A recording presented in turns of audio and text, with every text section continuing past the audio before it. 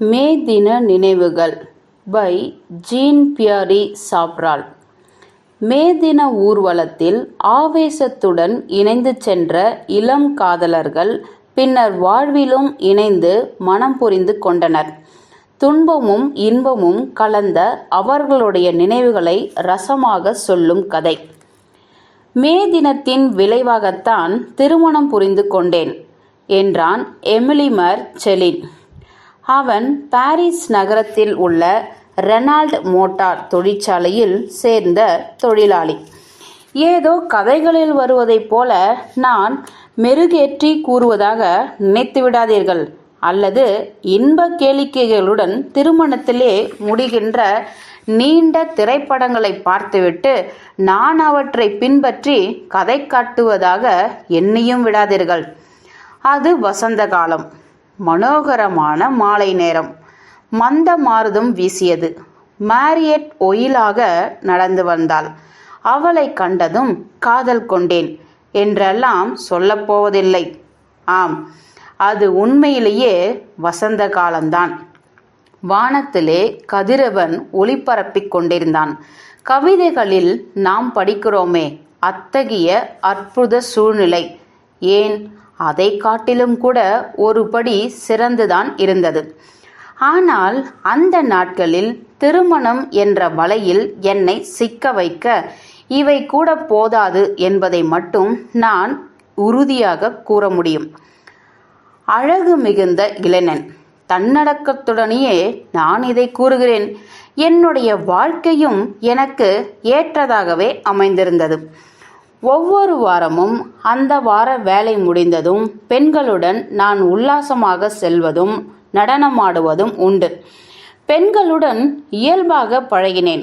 அவர்களின் தொடர்புக்காக ஏங்கி நிற்க வேண்டிய அவசியம் எனக்கு இருந்தது கிடையாது. நான் மன்மதன் அல்ல, ஆனால் அழகற்ற குரூபியும் அல்ல. ஒரு நாள் சனிக்கிழமை மாலையில் நடனத்தின் போது மாரிஹேட்டை சந்தித்தேன். அவளுடன் நான் பழக ஆரம்பித்து ஒரு மாதம் கூட முடியவில்லை. அதற்குள் மே தினம் வந்துவிட்டது. அவளை திருமணம் செய்து கொள்ள விரும்பினேன். திருமணம் செய்து கொள்ள உண்மையிலேயே என்னால் முடியும் என்பதல்ல. அன்றுதான் எனக்கு தெளிவாயிற்று. இவ்வாறு கூறினான் எமிலி. ஒரு நாள் எமிலியும் நானும் விட்டல் பானத்தை சுவைத்து குடித்து கொண்டிருந்தோம். விட்டல் பானம் என்பது கனிச்சத்து நிரம்பிய ஒரு வகை தண்ணீர். சிவப்பு ஒயினில் 3 துளிகள் அதில் சேர்த்தால் போதும். அந்த தண்ணீர் ஒரு வகை பழுப்பு நிறம் பெறும். அதை குடிக்கும்போது ஒயின் குடிப்பது போல இருக்கும். ஆனால் அதன் விலையோ மிக குறைவு. எமிலி மறுபடியும் கதையை தொடர்ந்தாள். என்னை தவறாக புரிந்து கொள்ள வேண்டாம். நான் திருமணத்தை வெறுத்தவன் அல்ல. ஆனால் அது சிக்கல் நிறைந்தது என்றுதான் எண்ணினேன். திருமணம் செய்து கொண்டு குடும்பம் நடத்துவது என்றால் வீடு வேண்டும், பாத்திரம், பண்டம் வேண்டும். அது மட்டுமல்ல, அதை நினைக்கும் பொழுதே 1000 கவலைகள் வந்து விடுகின்றன. காதலர்கள் குடும்பம் நடத்துவதற்கு தேவையான எல்லா வசதிகளையும் அரசாங்கமே செய்து தருகின்ற நாடுகள் சில இருக்கலாம். அப்படி இருக்குமானால் அங்குள்ள இளைஞர்கள் எங்களை புரிந்து கொள்ள முடியாது. பிரான்ஸை சேர்ந்த இளைஞர்களுக்கு குடும்பம் நடத்த தேவையான அழகிய பெண்கள், ஆரோக்கியமான உடல், துடிக்கும் இதயம், இவை எல்லாம் இருக்கின்றன. அவர்களுக்கு தேவைப்படுவது மற்றவைதான். நான் ஓரளவுக்கு மிகைப்படுத்தி கூறுகிறேன் என்பது உண்மைதான். எத்தகைய சிறப்பு வாய்ந்த மே தினமும் கூட இந்த அற்புதத்தை சாதிக்க இயலாது போயிருக்கலாம். ஆனால் அதை நனவாக்கக்கூடிய வகையில் ஏதோ ஒன்று மாரியட்டிடம் இருந்தது. அது மட்டும் இல்லையென்றால் நான் திருமணம் செய்ய துணிந்திருக்க மாட்டேன். அப்படியானால் நான் முன்பு கூறியதை மாற்றிக்கொள்கிறேன் என்று நினைத்து விடாதீர்கள். நான் திருமணம் செய்து கொள்வது என முடிவு செய்ததற்கு மே தினமும் ஒரு காரணமாம். மே தின விழா மட்டும் இல்லை என்றால் எல்லோரையும் போல நானும் காதலித்து பார், கைவிட்டு செல் என்ற கொள்கையைத்தான் பின்பற்றியிருப்பேன். நான் மாரியட்டிடம் அவளை காதலிப்பதாக கூறவில்லை. அந்த புனிதமான வார்த்தைகளை இதுவரை எந்த பெண்ணிடமும் நான் கூறியது கிடையாது. அதற்கு காரணம் என்ன என்பது எனக்கு தெரியாது. ஆனால் அந்த வார்த்தைகளை சொல்வதற்கு எனக்கு பிடிக்கவில்லை. எனினும் அந்த புனிதம் மே தினம் அன்று மாரியட்டிடம் அவளை காதலிப்பதாக கூறினேன். எமிலி பேசுவதை நிறுத்தி கொண்டு என்னை கூர்மையாக பார்த்தான். அதற்கு பின் என்று நான் அவனை தூண்டினேன்.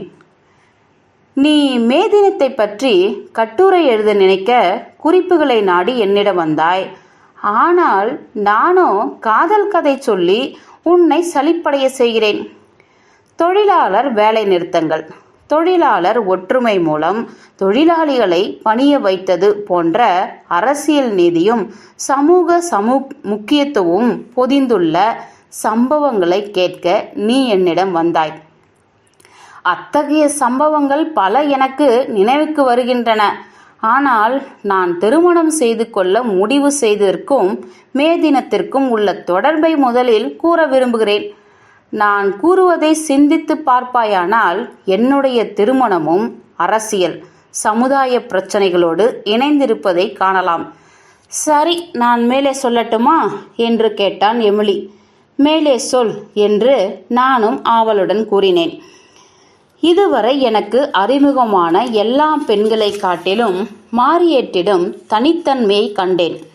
வாழ்நாள் முழுவதும் அன்பு பாராட்டக்கூடிய வாழ்க்கை துணைவி ஒருத்தையை தேடினால் அது நிச்சயம் மாரியட் என்று நினைத்து கொண்டேன். மாரியட் என் அருகில் இல்லாத பொழுது திக்கு தெரியாத காட்டில் அலைவது போல உணர்ந்தேன். அவள் என் அருகில் இருக்கும் பொழுது எல்லையில்லாத இன்பத்தை அனுபவிப்பது போல உணர்ந்தேன். அதற்கு பின்னர் ஒரு பெண்களை பற்றி சிந்திக்கவே இல்லை. என்னுடைய நண்பர்களில் யாராவது அவளிடம் தவறாக நடந்து கொண்டால் எனக்கு ஆத்திரம் ஏற்படும். நான் அவர்களிடம் சண்டை போடுவதும் உண்டு.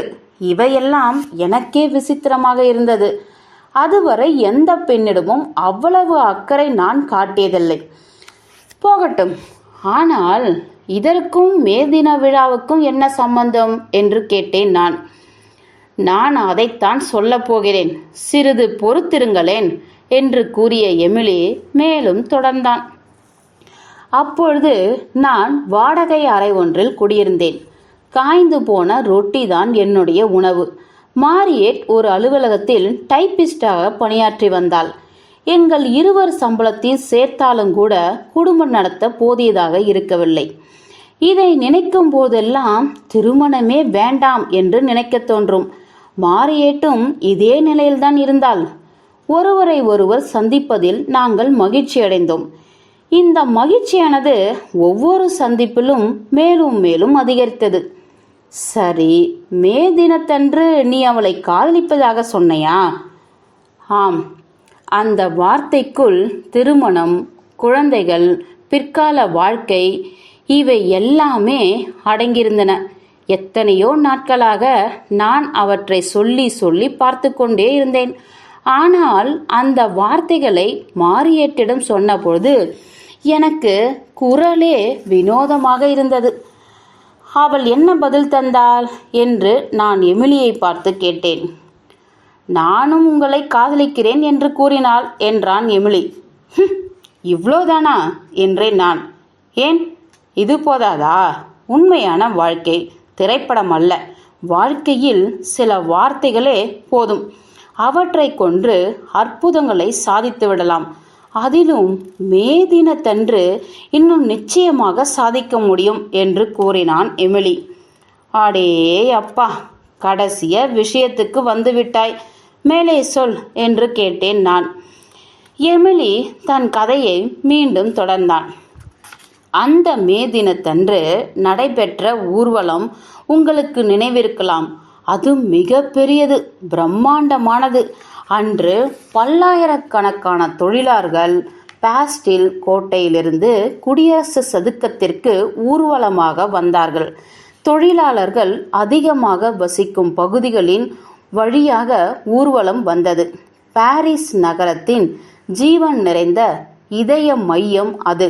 அந்த பாதையின் வழியாக ஊர்வலம் வளைந்து சென்றது.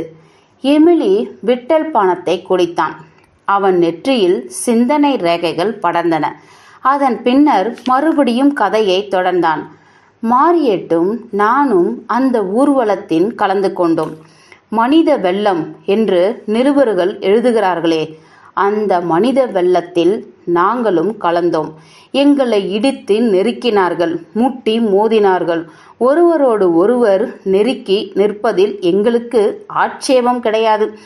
ஊர்வலத்தில் இருப்பவர்களுடன் சேர்ந்து நாங்களும் கோஷமிட்டோம்.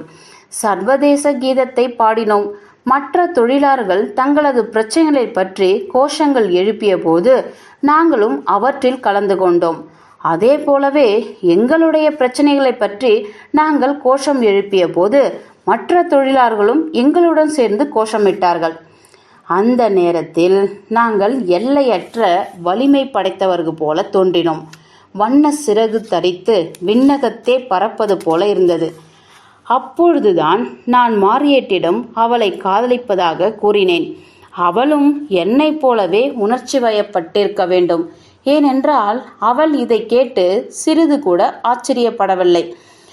நான் சொன்னதை திரும்ப கூறுமாறு வற்புறுத்தியது எனக்கு நினைவு கூறியது. அங்கே பாட்டும் கோஷமுமாக ஒரே சத்தமாக இருந்ததால் அவள் அப்படி சொல்லியிருக்கலாம். அல்லது அந்த வார்த்தைகளை மீண்டும் முறை கேட்டு மகிழ்வதற்காகவும் இருக்கலாம். அந்த நேரத்திலும் கூட வீடு, பாத்திரம், பணம் முதலியவை வேண்டுமே என்ற எண்ணம் வந்தது. ஆனால் அவை மிக சாதாரணமாக தோன்றின. ஆம், அந்த மனித வெள்ளம் எங்களை அடித்து சென்றது. யாராலும் அதன் வேகத்தை எதிர்த்து நிற்க முடியாது. அந்த ஊர்வலத்தில் என்னையும் மாரியேட்டையும் போன்ற புதிய காதலர்கள், எங்களைப் போலவே வீடு தேவைப்படுபவர்கள், வீடு இல்லாதவர்கள் முதலியோர் இருக்கலாம். ஆனால் அவர்கள் அனைவரும் கைகோத்து கொண்டு செல்கிறார்கள். கவலை சிறிதுமின்றி பாடிக்கொண்டும் கோஷமிட்டு கொண்டும் ஒரே திசையில் செல்கிறார்கள். ஆம், அவர்கள் அனைவரும் நிச்சயமாக தங்கள் தங்கள் சொந்த வீடுகளை என்றாவது ஒரு நாள் அடைந்தே தீருவார்கள். அது மட்டுமல்ல, தேன் நிலவை கழிக்க கடற்கரை இருக்கும் உல்லாச தலங்களுக்கும் செல்வார்கள். அதில் சந்தேகமே கிடையாது என்று எண்ணினேன். வையகத்தை வாழ்விக்கச் செய்யும் வலிமை எங்களிடம் இருப்பதை உணர்ந்தோம். அதனால்தான் நாங்கள் காலதாமதம் செய்யவில்லை.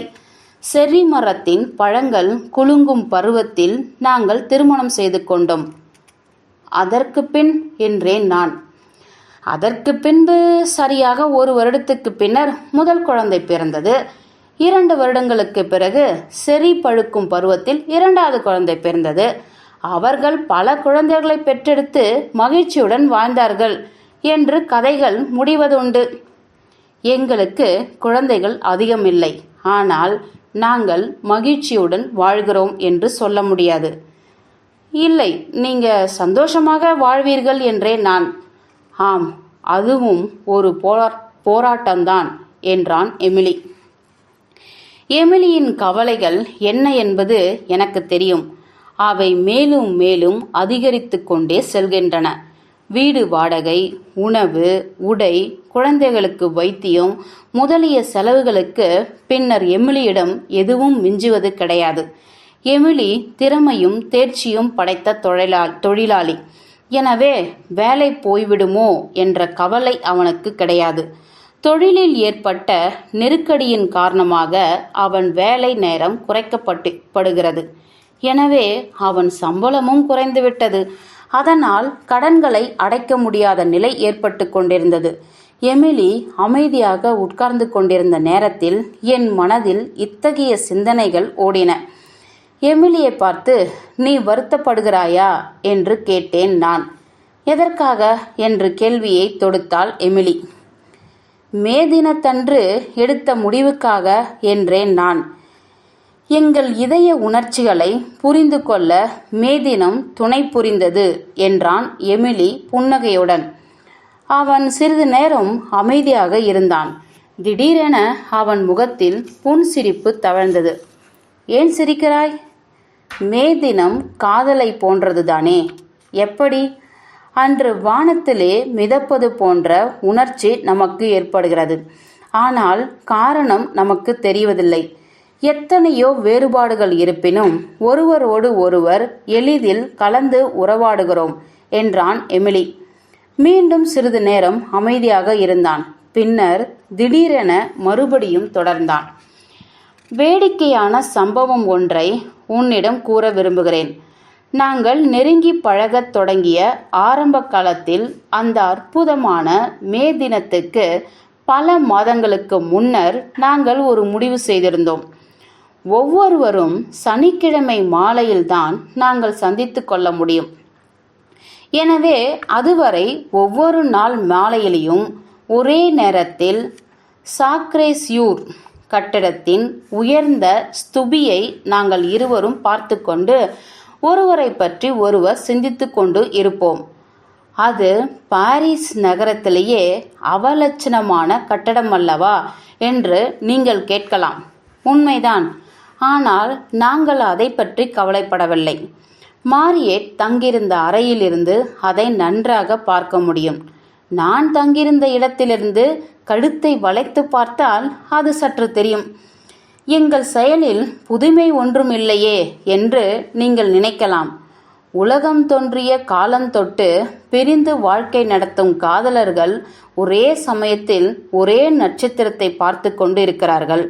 ஆனால் இதில் எது முக்கியம் என்றால், அவ்வாறு பார்க்கும்பொழுது உள்ளத்து உணர்ச்சிகளை எல்லாம் ஒருமுகப்படுத்தி கொண்டு பார்க்க வேண்டும். அப்படி பார்த்தால் உலகத்திலேயே முதல் ஆடவனும் முதல் பெண்ணும் காதல் செய்வது போல அற்புதமாக இருக்கும். இவற்றையெல்லாம் நான் ஏன் சொல்கிறேன் என்றால், அந்த மே தினத்தன்று ஊர்வலத்தில் சென்று கொண்டிருக்கும் போது மாரியேட் மெதுவாக சொன்னாள், எமிலி, நாம் சாக்ரேஸ்யூர் ஸ்துபியை பார்த்து கொண்டிருப்போமே, அது போன்றதுதான் இதுவும். இதே நேரத்தில் உலகத்திலுள்ள எல்லா சதுக்கங்களிலும் தொழிலாளர்கள் ஊர்வலமாக சென்று உழைப்பாளி மக்கள் அனைவரும் ஒரே நேரத்தில் ஒரே திசையில் எதிர்காலத்தை நோக்கி மனிதகுலம் இன்புற்று வாழும் நவயுகத்தை நோக்கி நடைபோட்டு கொண்டிருப்பார்கள். இதே வார்த்தைகளை தான் அவள் சொன்னாளா என்பது எனக்கு நினைவில்லை. ஆனால் அவள் என்னிடம் தெரிவித்த கருத்து இதுதான். அதை கேட்டதும் என் உடல் புல்லரித்தது, மெய் சிலிர்த்தது. இதை கேட்டதுமே அவளிடம், மாரியேட், நான் உன்னை காதலிக்கிறேன் என்று சொன்னேன். எமிலி தன் வாழ்க்கையின் ஒரு பகுதியை கூறி முடித்தான். அவனது நெற்றியில் வியர்வை துளிகள் அரும்பி நின்றன. அவன் முகத்தில் வெற்றி பெருமிதம் படர்ந்திருந்தது. முற்றும்.